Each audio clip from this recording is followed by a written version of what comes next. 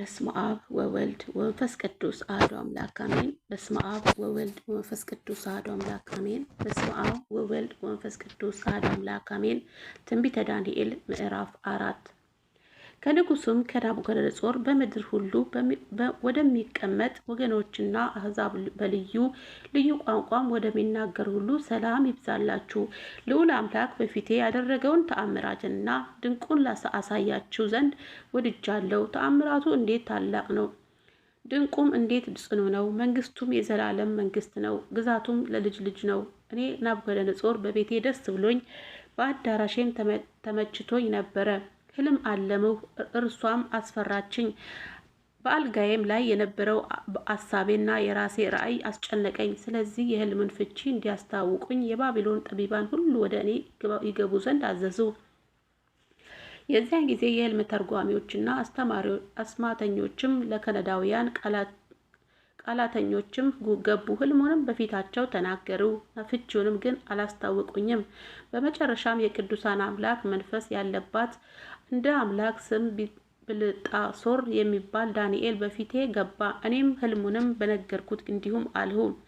የህልም ትርጓሜው አለቃ ብልጣሶር ሆይ፣ የቅዱሳን አምላክ መንፈስ ባንተ ውስጥ እንዳለ ከምስጢርም ሁሉ የሚያስቸግር እንደሌለ አውቄያለሁና ያለሁበትን የህልሜን ራእይ ፍቺንም ንገረኝ። የራሴ ራእይ በአልጋይ ላይ ይህ ነበረ። እነሆም በምድር መካከል ከፍ ዛፍ ያየው፣ ቁመቱም እጅግ ረጅም ነበር። ዛፉም ትልቅ ሆነ፣ በረታም፣ ቁመቱም እስከ ሰማይ ደረሰ። መልኩም እስከ ምድር ሁሉ ዳርቻ ድረስ ታየ። ቅጠሉም የተዋበ ነበረ፣ ፍሬውም ብዙ ነበረ። ለሁሉም መብል የነበረ፣ ከጥላውም በታች የምድር አራዊት ያርፉ ነበረ። በቅርንጫፎቹም ውስጥ የሰማይ ወፎች ይቀመጡ ነበር። ስጋ ለባሾች ሁሉ ከእርሱ ይበሉ ነበር። በአልጋይም ላይ በራሴ ራእይ ያየሁት፣ እነሆ አንድ ቅዱስ ጠባቂ ከሰማይ ወረደ። በታላቅ ድምፅም እየጮኸ እንዲህም አለ፣ ዛፉን ቁረጠው፣ ቅርንጫፉንም ጨፍጭፈው፣ ቅጠሉንም አራግፍ፣ ፍሬውንም በትኑ፣ አራዊትንም ከበታቹ ወፎችንም ከቅርንጫፍ ይሽሹ። ነገር ግን ጎቶውን በምድር ውስጥ ተወው፣ በመስክር ውስጥ በብረትና በናስ ማሰሪያ ታስሮ ይቆይ። በሰማይም ጠል ይረስርስ። እድል ፈንታውንም በምድር ሳር ውስጥ ከአራዊት ጋር ይሁን። ልቡም ከሰው ልቡ ይለወጥ፣ የአውሬውም ልብ ይሰጠው። 7 ዘመናትም ይለፉት። ልዑል በሰዎች መንግስት ላይ እንዲሰለጥን የወደደውን እንዲያሰው፣ ከሰውም የተዋረደውን እንዲሾመበት ሕያዋን ያቁም ዘንድ ይህ ነገር የጠባቂዎች ትእዛዝ፣ ይህ ፍርድም የቅዱሳን ቃል ነው። እኔ ንጉሥ ናቡከደነፆር ይህን ህልም አልሜአለሁ። አንተም ብልጣሶር ፍቺውን አስታውቀኝ። የመንግስቴም ጠቢባን ሁሉ ፍቺውንም ያስታውቁኝ ዘንድ አይችሉምና፣ ነገር ግን የቅዱሳን አምላክ መንፈስ ባንተ ውስጥ አለና አንተ ትችላለህ። የዚያን ጊዜ ብልጣሶር የተባለው ዳንኤል 1 ሰዓት ያህል አሰበ፣ ልቡም ታወከ። ንጉስም መልሶ ብልጣሶር ሆይ፣ ህልምና ፍቺ አያስቸግርህ አለው። ብልጣሶርም መልሶ አለ፣ ጌታዬ ሆይ፣ ህልሙ ለሚጠሉ ፍቺም ለጠላቶችም ይሁን። ትልቅ የነበረው የበረታው ቁመትም እስከ ሰማይ የደረሰ መልአክ እስከ ምድር ሁሉ ድረስ የታየው፣ ቅጠሉም አእምሮ የነበረው፣ ፍሬውም የበዛ፣ ለሁሉም መብል የነበረው፣ በበታቹም የምድርም አራዊት የተቀመጡ፣ በቅርንጫፉም የሰማይ ወፎች ያረፉበት ያየኸው ዛፍ ንጉሥ ወይ፣ እርሱ ታላቅና ብርቱ የሆነን አንተ ነህ። ታላቅነት በዝቷል፣ እስከ ሰማይም ደርሷል። ግዛትንም እስከ ምድር ዳርቻ ድረስ ነው። ንጉሥም ከሰማይ የወረደውንና ዛፉን የቁረጥ አጥፋትም፣ ነገር ግን ጉቶውንም በምድር ውስጥ ተወው፣ በብረትና በናስ ማሰሪያ ታስሮ በመስክ ውስጥ ይቆይ። በሰማይ ጠል ይረስ፣ 7 ዘመናትም እስኪያልፍ ድረስ እድል ፋንታ ከምድር አራዊት ጋር ይሁን ያለው ቅዱስ ጠባቂ ማየቱ። ንጉሥ ወይ፣ ፍቺው ይህ ነው። በጌታዬ በንጉሥ ላይ የወረደው የልዑል ትእዛዝ ነው። ልዑልም በሰዎች መንግስት ላይ እንዲሰለጥን ለሚወደውም እንዲሰጥ እስክታውቅ ድረስ ከሰዎች ተለይተህ ትሰደዳለህ። መኖሪያም ከምድር አራዊት ጋር ይሆናል። እንደ በሬም ሳር ትበላ ዘንድ ትገደዳለህ። በሰማይም ጠል ትርሳለህ። 7 ዘመናትም ያልፉብሃል። የዛፉንም ጉቶ ይተውት ዘንድ ማዘዙ ስልጣን ከሰማይ እንደሆነ ካወቀ በኋላ መንግስት ይቆይልሃል ንጉሥ ሆይ። ስለዚህ ምናልባት የደህንነት ዘመን ይረዝም እንደሆነ ምክሬ ደስ ያሰኝ፣ ኃጢአትንም በጽድቅ በደልህንም ለድሃዎች በመጽወት አስቀር።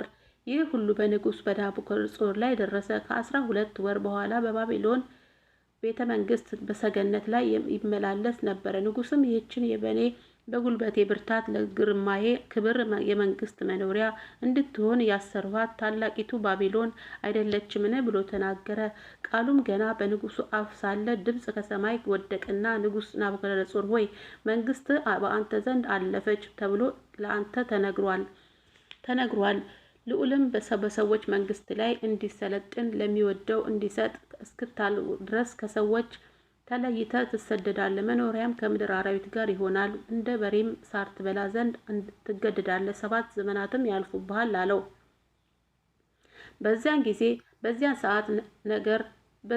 በዚያም ሰዓት ነገር በናቡከደነፆር ላይ ደረሰ።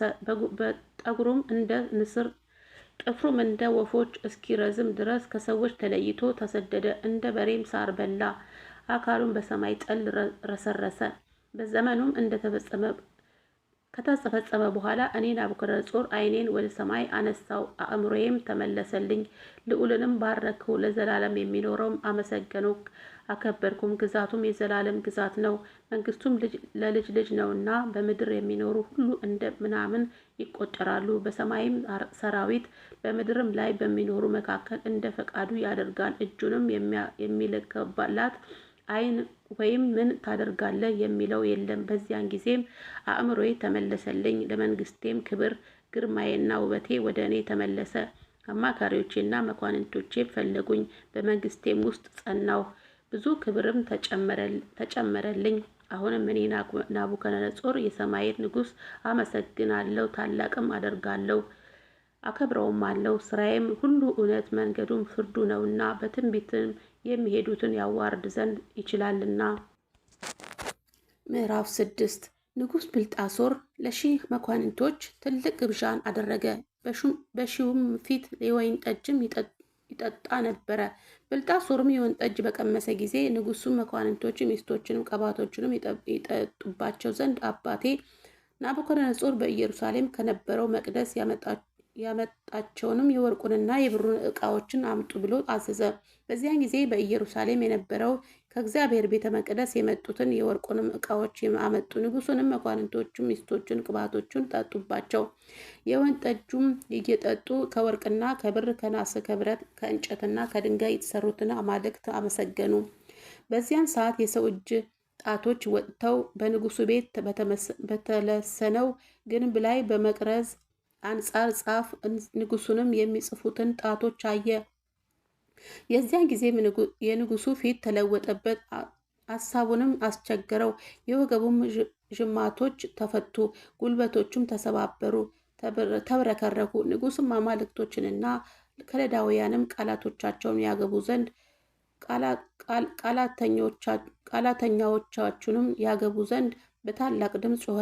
ንጉሡም የባቢሎን ጠቢብ ይህን ጽሕፈት ያነበበ ፍቹንም ያሳየኝ ሐምራዊ ግምጃ ይለብሳል፣ የወርቁንም ማርዳ በአንገቱ ዙሪያ ይሆንለታል፣ በንጉሡም ላይ 3ኛ ገዢ ይሆናል ብሎ ተናገረ።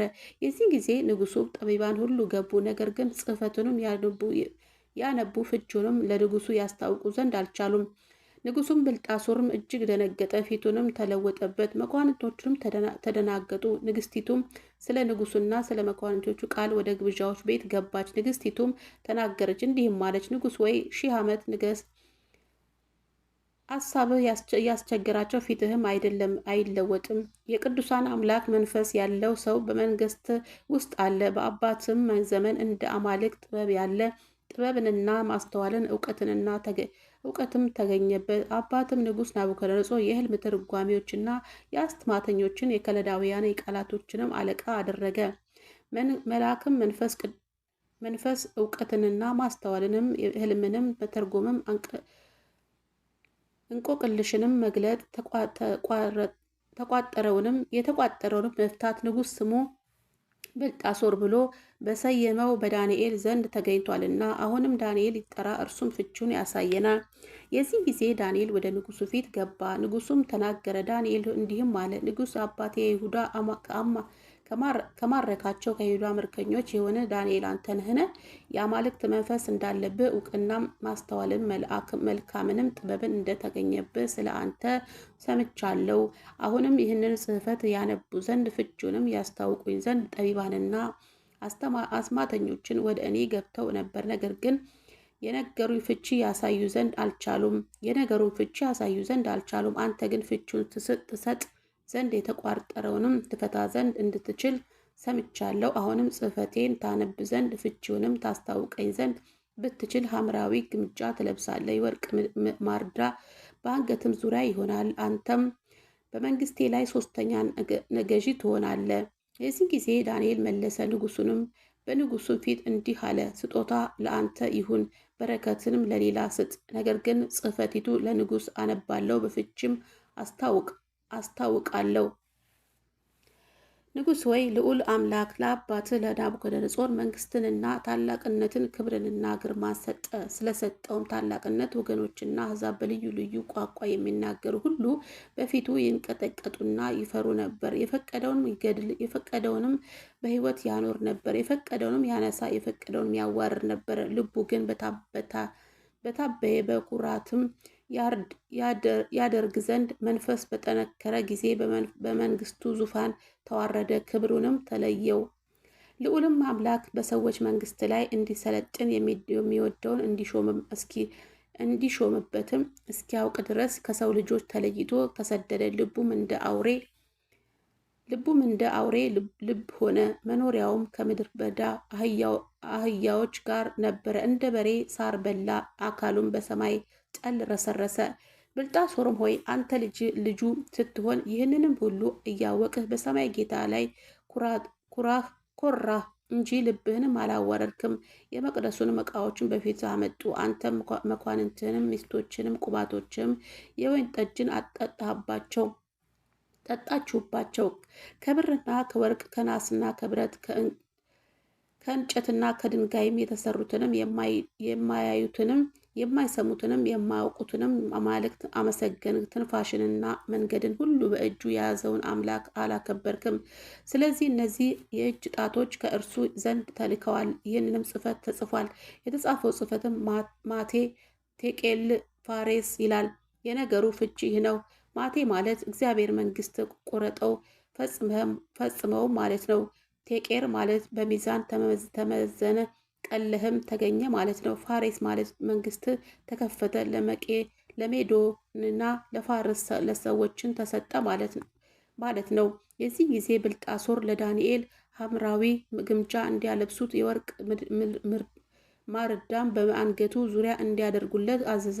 በመንግስቱም ላይ 3ኛ ገዢ እንዲሆን አዋጅ አስነገረ።